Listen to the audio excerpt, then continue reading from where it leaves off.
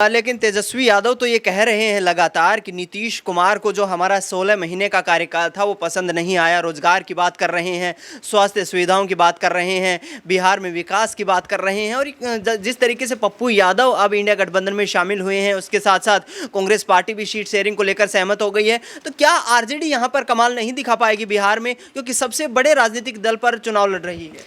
देखिए, अगर तेजस्वी यादव 16 महीने की बात करते हैं तो 15 वर्षों की बात कौन करेगा? जब लालू प्रसाद यादव राबड़ी देवी मुख्यमंत्री थे तब उस समय बिहार का विकास हुआ था क्या? और उस पूरे मामले को लेकर जनता हिसाब करेगी। तेजस्वी यादव के कार्यकाल को जोड़ करके जनता थोड़ी वोट करेगी। इससे पहले जो आरजेडी की सरकार रही है, जितने लंबे समय तक रही है, उन तमाम बातों को जहन में रखकर जनता वोट करने जाएगी।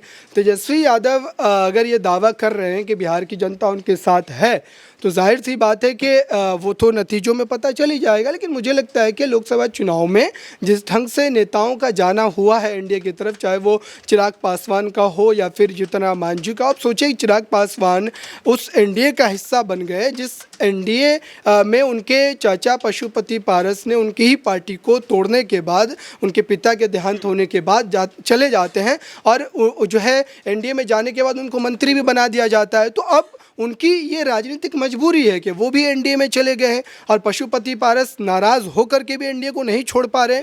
तो ये मात्र पारिवारिक राजनीति है। इनको मात्र जो है सीट निकालना है। लोकसभा चुनाव में ये सीट निकालने के लिए एनडीए के साथ है और फिर विधानसभा में ये पाला बदल लेंगे। अब भी लालू प्रसाद यादव के कई बयान को अब देखिए, तेजस्वी यादव के कई बयान को देखिए।